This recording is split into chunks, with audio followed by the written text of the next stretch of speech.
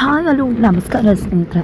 ಇಲ್ಲಿ ರಾಘುಗೆ ಜಾನ್ಸಿ ಮತ್ತು ಜಾನ್ಸಿ ತಾತನ ಯೋಚನೆ ಆಗ್ಬಿಟ್ಟದ. ಯಾವಾಗ ರಾಯ್ ಬಂದು ಈ ರೀತಿ ಮಾಡ್ತಿದ್ರಲ್ಲ, ನೀವು ಮಾಡ್ತಿರೋದು ಸರಿನಾ? ಜಾನ್ಸಿ ಮೇಡಮ್ ನಿಮಗೋಸ್ಕರ ಎಂಥ ಒಂದು ಶ್ರೀಮಂತಿಕೆನ ಬಿಟ್ಟು ಬಂದರು.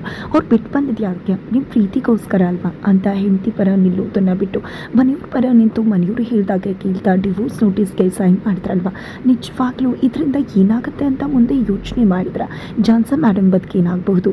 ಈಗ ತಾತ ಕೂಡ ತನ್ನ ಮೊಮ್ಮಗಳು ಚೆನ್ನಾಗಿದ್ದಾಳೆ, ನನ್ನ ಮೊಮ್ಮಗಳು ಅವಳ ಗಂಡನ ಜೊತೆ ತುಂಬ ಚೆನ್ನಾಗಿ ಜೀವನ ಮಾಡ್ತಿದ್ದಾಳೆ ಅಂತ ಹೇಳಿ, ಬದಲಾಗಿದ್ದಾಳೆ ಅಂತ ಹೇಳಿ ತುಂಬ ಖುಷಿಯಿಂದ, ಯಾವುದೇ ಬಿ ಟ್ಯಾಬ್ಲೆಟ್ಸ್ ಕೂಡ ನನಗೆ ಬೇಕಾಗಿಲ್ಲ ಅಂತ ಬಿಟ್ಟು ಖುಷಿಯಿಂದ ಬದುಕ್ತಿದ್ದಾರೆ. ಈ ರೀತಿಯಾಗಿ ತನ್ನ ಮಗಳು ಬದುಕು ಹಾಳಾಗ್ತಿದೆ ಅನ್ನೋ ವಿಷಯ ಏನಾದರೂ ಅವ್ರಿಗೆ ಗೊತ್ತಾಯಿದ್ರೆ ಅವರ ಪರಿಸ್ಥಿತಿ ಏನಾಗ್ಬೋದು ಅಂತ ಒಂದು ಕ್ಷಣ ಯೋಚನೆ ಮಾಡಿದ್ರೆ ಖಂಡಿತವಾಗ್ಲೂ ಅವರ ಬದುಕೆ ಸರ್ವನಾಶ ಆಗಿಬಿಡುತ್ತೆ ಅಂತ ಹೇಳಿ ರಾಯ್ ಹೇಳಿದಾಗ ನಿಜವಾಗ್ಲೂ ರಾಘುವಿನ ಹೃದಯ ಚಿತ್ರವಾಗ್ಬಿಡುತ್ತೆ. ಈ ಕಡೆ ಏನು ಮಾಡಬೇಕು ಅನ್ನೋದನ್ನು ತೋಚದೆ ಒದ್ದಾಡ್ತಿದ್ದಾನೆ.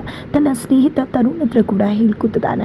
ಆದರೆ ತರುಣ್ ಹೇಳೋದು ಒಂದೇ, ನಿನ್ನ ಮನೆಯವರು ಬೇಕು ಅಂತ ಹೇಳಿದ್ರೆ ಇದನ್ನೆಲ್ಲ ನೀನು ಅನುಭವಿಸ್ಲೇಬೇಕಾಗತ್ತೆ. ನಿನಗೆ ಅಕ್ಕಿ ಮೇಲೂ ಆಸೆ, ನೆಂಟರ ಮೇಲೂ ಪ್ರೀತಿ, ಮನೆಯವರು ಎಲ್ಲರೂ ಕೂಡ ನಿನ್ನ ಜೀವನವನ್ನು ಹಾಳು ಮಾಡೋಕ್ಕೆ ಮುಂದಾಗ್ತಿದ್ದಾರೆ. ನಿಜವಾಗ್ಲೂ ನೀನು ನಿಮ್ಮ ಮನೆಯವ್ರ ವಿರುದ್ಧವಾಗಿ ನಿಂತು ಜಾನ್ಸಿ ಮೇಡಮ್ನ ಉಳಿಸ್ಕೋಬೇಕಾಗುತ್ತೆ. ಅದನ್ನು ಬಿಟ್ಟು ಬೇರೆ ಯಾವುದೇ ರೀತಿಯ ಆಪ್ಷನ್ ಇಲ್ಲ ಅಂತ ಹೇಳ್ತಿದ್ದಾರೆ. ಆದರೆ ರಾಘುಗೆ ಮಾತ್ರ ತನ್ನ ಮನೆಯವರೇ ಮೊದಲು ಆಯ್ಕೆ ಆಗಿರ್ತಾರೆ. ತನ್ನ ಖುಷಿ ಇರೋದೇ ತನ್ನ ಮನೆಯವರಲ್ಲಿ. ನಾನು ಇಡೀ ಜೀವನ ಬೇಕಿದ್ರೆ ಕಷ್ಟಪಟ್ಬಿಡ್ತೀನಿ, ಸತ್ತಿರುವಂಥ ರೀತಿ ಜೀವನ ಮಾಡಿಬಿಡ್ತೀನಿ ಅನ್ನೋ ಜೊತೆ, ಆದರೆ ಯಾವುದೇ ಕಾರಣಕ್ಕೂ ಕೂಡ ನಾನು ನನ್ನ ಮನೆಯವ್ರನ್ನ ಬಿಟ್ಕೊಡೋಕ್ಕಾಗೋದಿಲ್ಲ ಅಂತ ಹೇಳಿ ರಾಘು ಹೇಳ್ತಾರೆ. ಜೊತೆಗೆ ಈ ಕಡೆ ಜಾನ್ಸಿ ಕೂಡ ಹೊಸದೊಂದು ದಾಳವನ್ನು ಮನೆಯವ್ರ ಮುಂದೆ ಬಿಟ್ಟಿದ್ದಾಳೆ. ನೋಟಿಸ್ ಬರೋ ತನಕ ನಾನು ಈ ಮನೇಲಿ ಇರ್ತೀನಿ, ನಾನು ಈ ಮನೇಲಿ ಸೊಸೆಯಾಗಿ ನೀವು ಎಲ್ಲರೂ ಕೂಡ ಅಕ್ಸೆಪ್ಟ್ ಮಾಡಬೇಕಾಗುತ್ತೆ. ಅಲ್ಲಿವರೆಗೆ ಕೊನೆಯಲ್ಲಿ ಹೋಗಬೇಕಿದ್ರೆ ಒಂದಷ್ಟು ಸ್ವೀಟ್ ಮೆಮೊರೀಸ್ನ ತೊಗೊಂಡು ಹೋಗಬೇಕು ಅಂತ ಅಂದ್ಕೊಂಡಿದ್ದೀನಿ. ಅದಕ್ಕೋಸ್ಕರ ಒಂದು 3 ದಿನನಾದರೂ ನಾನು ಈ ಮನೆ ಸೊಸೆಯಾಗಿ ಬದುಕೋದಕ್ಕೆ ಅವಕಾಶ ಮಾಡಿಕೊಡಿ ಅಂತ ಕೇಳ್ಕೊಂಡಿದ್ದಾಳೆ. ಅದಕ್ಕೆ ಅಜ್ಜಿ ಹಾಗೆ ಮಾವ ಎಲ್ಲರೂ ಕೂಡ ಒಪ್ಪಿಗೆಯನ್ನು ಸೂಚಿಸ್ತಾರೆ. ಇದು ಪಲ್ಲವಿಗೆ ಇಷ್ಟ ಇಲ್ಲ, ಬಟ್ ಆದರೂ ಕೂಡ ಇಲ್ಲಿ ಪಲ್ಲವಿ ಸೈಲೆಂಟ್ ಆಗಿ ಇರಬೇಕಾಗಿದೆ. ಬಿಕಾಸ್ ಮನೆಯ ಹಿರಿಯ ಮಂದಿ ಆ ಒಂದು ನಿರ್ಧಾರಕ್ಕೆ ಬಂದಿದ್ದಾರೆ. ಜಾನ್ಸಿ ಮಾತನ್ನ ಒಪ್ಪಿದ್ದಾರೆ. ಈ ಕಡೆ ಜಾನ್ಸಿ ಕೂಡ ಅದನ್ನೇ ಇಟ್ಕೊಂಡು 3 ದಿನದ ನಾಟಕ, ಇಡೀ ಜೀವನ ಪರ್ಯಂತ ಅವರು ತನ್ನನ್ನು ಒಪ್ಕೋಬೇಕು ಅನ್ನೋ ರೀತಿಯಲ್ಲಿ ಮಾಡ್ತೀನಿ ಅಂತ ಶುದ್ಧ ಪ್ರಯತ್ನಕ್ಕೆ ಸತ್ತವಾಗಿದ್ದಾಳೆ, ಪಣ ತೊಟ್ಟಿದ್ದಾಳೆ ಕೂಡ. ಇದರ ನಡುವೆ ಇತ್ತ ಕಡೆ ರಾಘುಗೂ ಕೂಡ ವಿಷಯ ಗೊತ್ತಾಗಿದೆ. ಇಲ್ಲಿ ಜಾನ್ಸಿ ಮೇಡಮ್ ಅವರು ನಿಜವಾಗ್ಲೂ ಅವರ ಮನೆಯವರ ಮನಸ್ಸನ್ನು ಗೆಲ್ಲುವುದಕ್ಕೆ ಎಷ್ಟೆಲ್ಲ ಹರಸಾಹಸ ಪಡ್ತಿದ್ದಾರೆ ಅಂತ. ಅದೇ ಕಾರಣಕ್ಕೆ ರಾಘು ಬಂದಿದೆ, ಪ್ಲೀಸ್ ಜಾನ್ಸಿ ಮೇಡಮ್ ದಯವಿಟ್ಟು ನೀವು ನಿಮ್ಮ ತಾತನ ಜೊತೆ ಹೋಗಿ ಚೆನ್ನಾಗಿದ್ದು ಬಿಡಿ. ನಮ್ಮ ಮನೆಯವ್ರಿಗೆ ಯಾರೂ ಕೂಡ ನಿಮ್ಮನ್ನು ಒಪ್ಕೊಳ್ಳೋದಿಲ್ಲ ಅಂದಾಗ, ಇಲ್ಲ ರಾಘು ಖಂಡಿತ ನಿಮ್ಮ ಮನೆಯವ್ರಿಗೆಲ್ಲ ಒಪ್ಕೊಳ್ಳೋ ಹಾಗೆ ಮಾಡ್ತೀನಿ. ಖಂಡಿತವಾಗ್ಲೂ ನೋಡು, ಅವರೇ ನಮ್ಮನ್ನು ಒಪ್ಕೋಬೇಕು, ನಾನು ಈ ಮನೆ ಬೆಸ್ಟ್ ಸೊಸೆ ಅಂತ ಅನ್ಕೋಬೇಕು. ಆ ರೀತಿ ನಾನು ಮಾಡ್ತೀನಿ ಅಂದಾಗ ಏನು ಅಂದ್ಕೊಂಡಿದ್ರ? ನೀವು ಜಸ್ಟ್ ಒಂದು 3 ದಿನ ನೋಟಿಸ್ ಬರೋ ತನಕ ಇರ್ತೀನಿ ಅಂತ ಹೇಳೋದಕ್ಕಷ್ಟೇ ಅವರು ಒಪ್ಕೊಂಡಿರೋದು. ಇಲ್ಲ ಅಂದರೆ ಖಂಡಿತ ಇಷ್ಟೊತ್ತು ಆಲ್ರೆಡಿ ನಿಮ್ಮನ್ನು ಕತ್ತೆ ಹಿಡಿದು ಹೊರಗಡೆ ದಬ್ಬಿರ್ತಿದ್ರು ಅಂತ ಹೇಳಿದಾಗ, ಇಲ್ಲ ಆ ರೀತಿ ಆಗೋದಿಲ್ಲ. 3 ದಿನ ಒಪ್ಕೊಂಡವರು 100 ದಿನ ಒಪ್ಕೊಳ್ಳೋದಿಲ್ವ? ಖಂಡಿತ ಒಪ್ಕೋತಾರೆ. ಆ ವಿಶ್ವಾಸ ನನಗಿದೆ ರಾಘು ಅಂತ ಹೇಳಿ ಜಾನ್ಸಿ ಹೇಳ್ತಾರೆ. ಜೊತೆಗೆ ಇದ್ದ ಕಡೆ ರಾಘು, ಪ್ಲೀಸ್ ಮೇಡಮ್ ಅರ್ಥ ಮಾಡಿಕೊಡಿ, ನಿಜವಾಗ್ಲೂ ಕೂಡ ನಿಮ್ಮ ತಾತನ ಬಗ್ಗೆ ನಿಮ್ಮ ಬಗ್ಗೆ ಯೋಚನೆ ಮಾಡ್ತಿದ್ರೆ ನನಗೆ ಏನು ಮಾಡಬೇಕು ಅಂತಲೇ ಗೊತ್ತಾಗ್ತಿಲ್ಲ. ದಯವಿಟ್ಟು ಹೋಗ್ಬಿಟ್ಟು ತಾತಂಗೆ ಇರೋ ಪರಿಸ್ಥಿತಿನ ಅರ್ಥ ಮಾಡಿಸಿ. ನೀವು ಮೊದಲು ಹೇಗೆ ನಿಮ್ಮ ಶ್ರೀಮಂತಿಕೆಯಲ್ಲಿದ್ದರು ಆ ರೀತಿ ಇದ್ಬಿಡಿ. ಯಾಕೆ ಮೇಡಮ್ ನಿಮಗೆ ಈ ಕಷ್ಟ ಅಲ್ಲ? ನಿಜವಾಗ್ಲೂ ನೀವು ಆ ಶ್ರೀಮಂತಿಕೆಯಲ್ಲಿ ಬದುಕೋದೇ ಚೆನ್ನಾಗಿರುತ್ತೆ. ಹೋಗಿ ಮೇಡಮ್ ದಯವಿಟ್ಟು ಹೋಗಿ ಅಂತ ಹೇಳಿ ರಿಕ್ವೆಸ್ಟ್ ಮಾಡ್ಕೊತಿದ್ದಾನೆ ರಾಘು. ನನ್ನ ಖುಷಿ ಇರುವುದೇ ನಿನ್ನ ಜೊತೆ ರಾಘು, ನನಗೆ ಯಾವ ಶ್ರೀಮಂತಿಕೆ ಬೇಡ, ನನಗೆ ಬೇಕಾಗಿರೋದು ನಿನ್ನ ಜೊತೆ ಬದುಕೋದೆ ನನಗೆ ಖುಷಿ ಸಿಗತ್ತೆ ಅಂತ ಹೇಳಿ ಜಾನ್ಸಿ ಹೇಳಿದಾಗ, ಪ್ಲೀಸ್ ಮೇಡಮ್ ರಾಯ್ ಹೇಳಿದಾಗ ನನ್ನ ಮನಸ್ಸಿಗೆ ಹೇಗಾಯಿತು ಗೊತ್ತಾ? ನಿಜವಾಗ್ಲೂ ರಾಯ್ ಮಾತನ್ನು ಕೇಳಿ ನನಗೆ ತಲೆ ಕೆಟ್ಟೋಗಿದೆ. ನಿಮ್ಮ ಬಗ್ಗೆ ತಾತನ ಬಗ್ಗೆನೇ ಯೋಚನೆ ಹತ್ಕೊಂಡ್ಬಿಟ್ಟಿದೆ. ಈ ಒಂದು ಡಿವೋರ್ಸ್ ಎಲ್ಲ ಆದರೆ ಆಮೇಲೆ ನಿಮ್ಮ ಪರಿಸ್ಥಿತಿ ಏನು ಅನ್ನೋದನ್ನು ಊಹಿಸ್ಕೊಳ್ಳೋಕ್ಕೂ ನನ್ನಿಂದ ಸಾಧ್ಯ ಆಗ್ತಿಲ್ಲ ಮೇಡಮ್, ದಯವಿಟ್ಟು ಹೊಟ್ಟೋಗ್ಬಿಡಿ ಅಂತ ರಾಘು ರಿಕ್ವೆಸ್ಟ್ ಮಾಡಿಕೊಂಡಾಗ ಇಲ್ಲಿ ಹೋಗಿದ್ದೆ ರಾಘುನ ತಪ್ಕೊಂಡ್ಬಿಡ್ತಾಳೆ ಜಾನ್ಸಿ. ಇಷ್ಟು ದಿನ ಜಸ್ಟ್ ನಾನು ಪ್ರೀತಿ ಮಾಡ್ತಿದ್ದೆ, ಆದರೆ ನಿನ್ನ ಮನಸ್ಸಲ್ಲಿ ಇಂಥ ಒಂದು ಫೀಲಿಂಗ್ಸ್ ಇದೆ ಅಂತ ಗೊತ್ತಾದ ಮೇಲೂ ಕೂಡ ನಾನು ನಿನ್ನನ್ನು ಬಿಟ್ಟು ಹೋಗ್ತೀನಿ ಅಂತ ರಾಘು ಅಂದ್ಕೊಂಡ್ಯ? ಖಂಡಿತ ಯಾವುದೇ ಕಾರಣಕ್ಕೂ ಕೂಡ ಸಾಧ್ಯ ಇಲ್ಲ. ಯಾವುದೇ ಕಾರಣಕ್ಕೂ ಕೂಡ ನಾನು ನಿನ್ನನ್ನು ಬಿಟ್ಟು ಹೋಗೋ ಮಾತೇ ಇಲ್ಲ.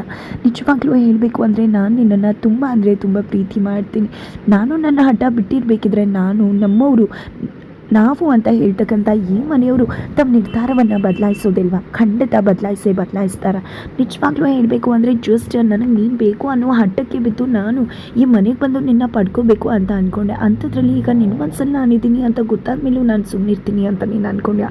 ನೀನೇನು ಯೋಚನೆ ಮಾಡಬೇಡ. ಖಂಡಿತವಾಗ್ಲೂ ಕೂಡ ಈ ಮನೆಯವ್ರ ಮನಸ್ಸನ್ನು ಗೆಲ್ತೀನಿ. ಅವರೇ ನನ್ನನ್ನು ಈ ಮನೆ ಬೆಸ್ಟ್ ಸುಸಿ ಅಂತ ಒಪ್ಕೋತಾರೆ ಅಂತ ಜಾನ್ಸಿ ಹೇಳ್ತಾರೆ. ತದನಂತರ ಆತ ಕಡೆ ತಲೆ ಕೆಟ್ಟೋಗ್ಬಿಟ್ಟಿದೆ ಜಾನ್ಸಿ ಅತ್ತೆ ಬರ್ತಿದ್ದಾಗೇ ಮಾಮ್ ಎಲ್ಲೋ ಹೋಗಿದೆ ಮಾಮ್, ನಿನಗೆ ಅಷ್ಟು ಕಾಲ್ ಮಾಡಿದ್ರು ಕೂಡ ಸ್ವಿಚ್ ಆಫ್ ಅಂತ ಬರ್ತಿತ್ತಲ್ಲ ಅಂದಾಗ ಎಲ್ಲೋ ಯಾವುದೋ ಕೆಲಸ ಮೇಲೆ ಹೋಗಿದ್ದೆ, ಏನಾಯಿತು ಏನು ಹೇಳು ಅಂದಾಗ ಜಾನ್ಸಿ ಮತ್ತು ರಾಘುನ ಯಾರ ಕೈಯಿಂದ ಕೂಡ ದೂರ ಮಾಡೋಕ್ಕಾಗೋದಿಲ್ಲ ಮಾಮ್, ಯಾಕಂದರೆ ವಕಾಲತ್ ಪೇಪರ್ನ ಜಾನ್ಸಿ ಹರಿದಾಕಿದ್ದಾಳಂತೆ ಅಂತ ಹೇಳಿದ ತಕ್ಷಣ ಈ ವಿಷಯ ಕೇಳಿ ತುಳಸಿ ಅವರು ಶಾಕ್ ಆಗಿಬಿಡ್ತಾರೆ. ತಕ್ಷಣ ಈ ಕಡೆ ಅನಿತಾಗೆ ಕಾಲ್ ಮಾಡ್ತೇನೆ, ಏನು ಅನಿತಾ, ನಾನು ಹಾಗೆ ಹೀಗೆ ನನ್ನ ಹಠ ಮಾರಿ ನನ್ನ ಹಟ್ಟದ ಮುಂದೆ ಯಾರು ಕೂಡ ಗೆಲ್ಲೋಕ್ಕಾಗಲ್ಲ ಅಂತಿದ್ದಲ್ಲ, ನಿಜವಾಗ್ಲೂ ಹೇಳಬೇಕು ಅಂದರೆ ನಮ್ಮ ಜಾನ್ಸಿ ಹಟ್ಟದ ಮುಂದೆ ಯಾರು ಕೂಡ ಗೆಲ್ಲೋಕ್ಕಾಗಲ್ಲ ಅಂತಿದ್ದಾರೆ. ಯಾಕೆ ಗೆಲ್ಲೋಕ್ಕಾಗಲ್ಲ? ವಕಾಲತ್ ಪೇಪರ್ಗೆ ಆಲ್ರೆಡಿ ರಾಘು ಸೈನ್ ಮಾಡಾಗಿದೆ ಅಂತ ಅನಿತಾ ಹೇಳಿದಕ್ಕೆ, ಏನು ವಕಾಲತ್ ಪೇಪರ್ಗೆ ರಾಘು ಸೈನ್ ಆಯಿತು, ಆದರೆ ವಕಾಲತ್ ಪೇಪರ್ನ ಜಾನ್ಸಿ ಹರಿದು ಬಿಸಾಕಾಯಿತು.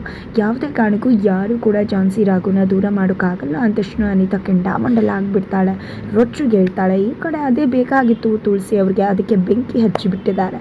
ಅದ ಕಡೆ ಅನಿತಾ ಅಂತೂ ಕೆಂಡಾಮಂಡಲ ಆಗಿದೆ, ಮನೆಯವ್ರು ಕರ್ತದೆ ಅಲ್ಲಿ ಜಾನ್ಸಿ ವಕಾಲತ್ ಪೇಪರನ್ನು ಹರಿದಾಕಿದ್ದಾಳೆ. ಅವ್ರ ಮನೆಯವ್ರಿಗೆ ಯಾರಿಗೂ ಕೂಡ ಈ ವಿಷಯ ಗೊತ್ತಿಲ್ಲ, ಹಾಗೆ ನಾವು ಕೂಡ ಅವ್ರಿಗೆ ವಿಷಯ ಗೊತ್ತು ಮಾಡೋದು ಬೇಕಾಗಿಲ್ಲ. ಅವಳಿಗೆ ಸರಿಯಾಗಿ ನಾನು ಪಾಠ ಕಲಿಸ್ತೀನಿ. ಅವಳು ಹೇಗೆ ಮನೆಯವ್ರಿಗೆ ಗೊತ್ತಿಲ್ಲದೆ ವಕಾಲತ್ ಪೇಪರ್ನ ಹರಿದಾಕಿದ್ಲು, ಹಾಗೆ ಅವ್ರ ಮನೆಯವ್ರಿಗೆ ಗೊತ್ತಿಲ್ಲದೆ ನನಗೆ ಏನು ಮಾಡಬೇಕು ಅನ್ನೋದನ್ನು ನಾನು ಕೂಡ ಮಾಡ್ತೀನಿ, ಲಾಯರ್ನ ಕರೆಸಿ ಅಂತ ಹೇಳಿ ಅನಿತಾ ಹೇಳ್ತಾಳೆ. ಲಾಯರ್ನ ಕರೆಸ್ತಾ ಇತ್ತ ಕಡೆ ಜಾನ್ಸಿ ಬೆನ್ನಿಗೆ ಇಟ್ಕೊಂಡು ನೀರು ತೊಗೊಂಡು ಹೋಗಬೇಕಿದ್ರೆ ಅಲ್ಲಿಗೆ ಅವರ ಫ್ರೆಂಡ್ ಬರ್ತಾರೆ. ಐಶು, ನಮ್ಮ ಎಲ್ಲರ ಪ್ರೀತಿಯ ಬಿಗ್ ಬಾಸ್ ಐಶುನೇ ಅವರ ಫ್ರೆಂಡ್ ಆಗಿ ಸಿಮ್ರನ್ ಆಗಿ ಪಾತ್ರವನ್ನು ನಿರ್ವಹಿಸ್ತಾರೆ. ಈ ಕಡೆ ಸಿಮ್ರನ್ ಆಗಿ ನಿರ್ವಹಿಸ್ತಕ್ಕಂಥ ಐಶುಗೆ ಜಾನ್ಸಿನ ನೋಡಿದ್ದೆ ನಿಜವಾಗ್ಲೂ ಶಾಕ್ ಆಗುತ್ತೆ. ನೀನೇನು ಆ ಜಾನ್ಸಿ ನಿಜವಾಗ್ಲೂ ನಂಬಲಿಕ್ಕೆ ಆಗ್ತಿಲ್ಲ ಅಂದಾಗ, ಹೌದು ಸಿಮ್ರನ್ ನಾನೇ, ನೀನೇ ನಿಲ್ಲಿ ಅಂದಾಗ ಕೆಲಸದ ಮೇಲೆ ಬಂದಿದ್ದೆ, ನಿಜವಾಗ್ಲೂ ನಿನ್ನನ್ನು ಈ ರೀತಿ ನೋಡಿ ತುಂಬ ಶಾಕ್ ಆಗ್ತದೆ, ಹೀಗಿದ್ದ ನೀನು ಹೀಗಾಗ್ಬಿಟ್ಟೆ ಅಂದಾಗ, ಮನೆ ಸಂಸಾರ ಮದುವೆ ಅಂತಕ್ಕಂಥದ್ದು ಎಲ್ಲನೂ ಕೂಡ ಬದಲಾಯಿಸುತ್ತೆ ಅಂತ ಹೇಳಿ ತನ್ನ ಮದುವೆ ಹೇಗಾಯಿತು ಎಂತಾಯಿತು ಎಲ್ಲವನ್ನೂ ಕೂಡ ಹೇಳ್ತಾರೆ. ತದನಂತರ ಇಲ್ಲಿ ಹನಿಮೂನ್ಗೆ ಹೋಗಿಲ್ವಾ ಅಂತ ಹೇಳಿ ಐಶು ಕೇಳಿದಕ್ಕೆ, ಹನಿಮೂನ್ಗೆ ಹೋಗೋದ, ಮನೆಯವರೇ ನಮ್ಮ ಪ್ರೀತಿಯನ್ನು ನಮ್ಮ ಮದುವೆಯನ್ನು ಒಪ್ಕೊಂಡಿಲ್ಲ, ನಿಜವಾಗ್ಲೂ ಕೂಡ ರಾಘುಗೆ ನನ್ನ ಮೇಲೆ ತುಂಬಾ ಪ್ರೀತಿ ಇದೆ, ಆದರೆ ಏನು ಮಾಡೋದು, ಅವನ ಪರಿಸ್ಥಿತಿ ಇಬ್ಬರ ನಡುವೆ ಕಟ್ಟಿಬಿಟ್ಟಿದ್ದಾನೆ ಅಂತ ಜಾನ್ಸಿ ಹೇಳಿದಾಗ, ನೀನೇನು ಯೋಚನೆ ಮಾಡಬೇಡ, ನಿಜವಾಗ್ಲೂ ನನ್ನ ಹತ್ರ ಒಂದು ಐಡಿಯಾ ಇದೆ, ನಿನಗೆ ಮಗು ಆದರೆ ಖಂಡಿತ ವಂಶೋದ್ಧಾರಕ ಇರ್ತಕ್ಕಂಥ ನಿನ್ನ ಯಾವುದೇ ಕಾರಣಕ್ಕೂ ಮನೆಗೂ ದೂರ ಮಾಡೋಕ್ಕೆ ಇಷ್ಟಪಡುವುದಿಲ್ಲ. ಅದಕ್ಕೋಸ್ಕರನೇ ನೀವಿಬ್ಬರು ಹನಿಮೂನ್ಗೆ ಹೋಗುವ ಹಾಗೆ ನಾನು ಮಾಡ್ತೀನಿ, ನಾನು ಎಲ್ಲವನ್ನ ಕೂಡ ಸಾಲ್ವ್ ಮಾಡ್ತೀನಿ, ಹೇಗೂ ನಾನು ಕೆಲಸ ಮಾಡ್ತಿರೋದು ಟಿ ವಿ ನ್ಯೂಸಲ್ಲಿ ತಾನೆ, ಅಂದಮೇಲೆ ನೋಡು ನನಗೇನು ಮಾಡ್ತೀನಿ ಅಂತ, ಬಟ್ ನಾನು ನಿಮ್ಮ ಮನೆಗೆ ಬಂದಾಗ ನೀನು ನನಗೆ ಗೊತ್ತಿರೋ ಹಾಗೆ ನಡ್ಕೋಬೇಡ ಆಯಿತಾ ಅಂತ ಹೇಳಿ ಇಲ್ಲಿ ಜಾನ್ಸಿ ಮನೆಗೆ ಐಶು ಬರ್ತಾರೆ. ನಿಮ್ಮ ಇಲ್ಲಿ ಏರಿಯಾದಲ್ಲೆಲ್ಲ ಕೇಳಿದೆ, ತುಂಬ ಕುಟುಂಬ ಅಂದರೆ ನಿಮ್ಮದೇನೆ ಒಗ್ಗಟ್ಟಿನ ಫ್ಯಾಮಿಲಿ ಅಂತ ಹೇಳಿದ್ರು ಅಂತ ಹೇಳಿ ಅವ್ರು ಎಲ್ಲರನ್ನೂ ಕೂಡ ಲಾಕ್ ಮಾಡಿ ಜಾನ್ಸಿ ಮತ್ತು ರಾಘುನ ಹನಿಮೂನ್ ಕಳಿಸೋ ಪ್ಲಾನ್ಗೆ ಸಿದ್ಧವಾಗ್ತದಾಳೆ ಐಶು. ಹಾಗಿದ್ರೆ ರಾಘು ಜಾನ್ಸಿ ಒಂದಾಗೆ ಬಿಡ್ತಾರೆ. ಆ ಕಡೆ ಅನಿತಾಗೆ ರಾಘು ಬದುಕಿಂದ ಗೇಟ್ ಪಾಸ್ ಸಿಗುತ್ತೆ. ಏನಾಗುತ್ತೆ ತಿಳ್ಕೊಬೇಕು ಅಂದರೆ ಮುಂದಿನ ವೀಡಿಯೋಗೆ ವೇಟ್ ಮಾಡೋದನ್ನು